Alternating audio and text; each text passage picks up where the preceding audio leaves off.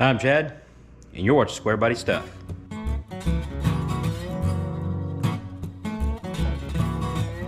What's going on, everybody? We are working on the 339 stroker. Actually, the cylinder heads for this engine, which is that guy right there. I've got a lot of videos on this engine. The build on it have been taking forever to get it done. So go check the playlist out for the 339 stroker build. But right now in this video, I want to show you how to check your spring height. Now, one of the reasons why you want to check your spring height is so you can get your spring pressure correct. Your springs will have specifications on kind of where they want the spring pressure at. It depends on what camshaft you're running. All that stuff will depend on what spring pressure you want to be at. But with all that said, we're just going to show you how to check your spring height and what you need to do if it's not where it needs to be. You could shim it up, that kind of stuff. But let me show you how I do it, and hopefully you'll learn something out of this. Now, some tools you could use to do this.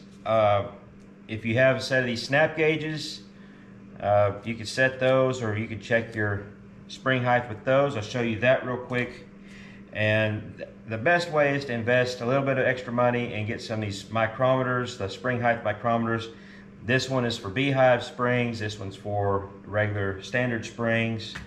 And if you're not familiar with the difference in that, it's a beehive spring, it's a standard spring, it's a double spring. This is the springs that came with the heads. I'm going to go with these beehive springs. They have a little more tension, less weight, supposed to control your valve train a little bit better. I'm going to try them out. We'll see how it works. The first, you want to just measure this without any shims. Put the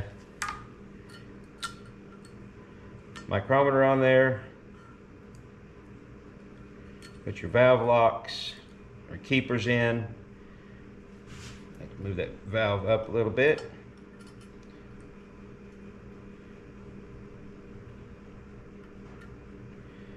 And it's being stubborn.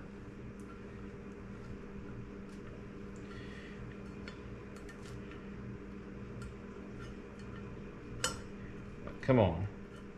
Alright, there we go. Sometimes these fat little sausages are hard to deal with, them little keepers.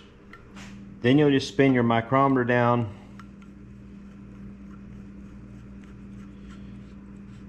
And you want to put some tension on it to really get them keepers locked in.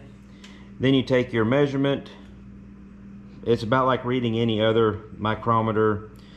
Be 1 inch plus, we're at 1/851.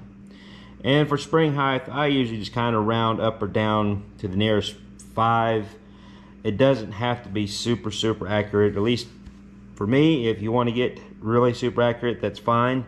But we're going to call this 1/850.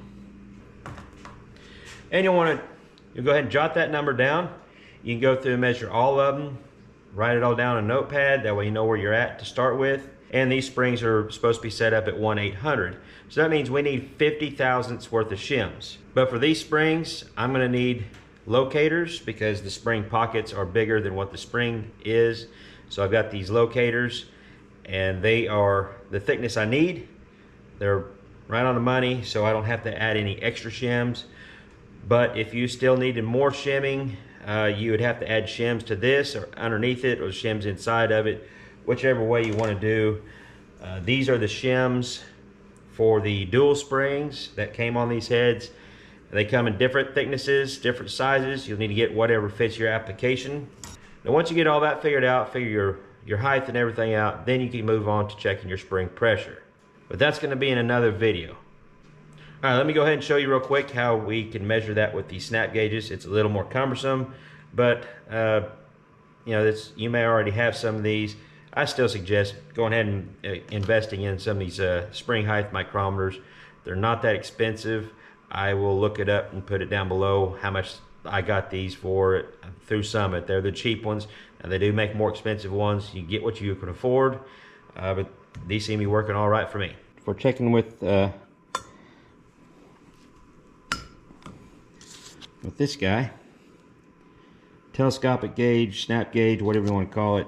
You'll need to get that retainer and those clips seated really good.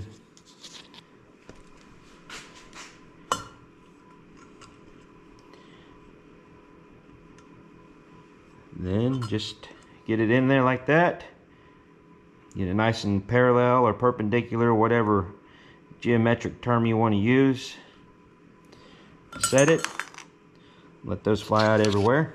All right, let's see how close we were to the actual micrometer. And we're within 3 thousandths. That's not too bad.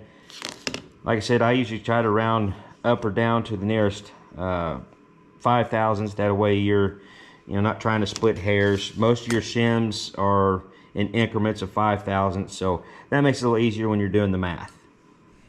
That's pretty much it. Not a whole lot to it. And when you get done, you'll know your spring height, your spring pressure, all that stuff is going to be where it needs to be. Now I'm going to get this cylinder head assembled. I've already got the other one done. It's ready to go on the engine.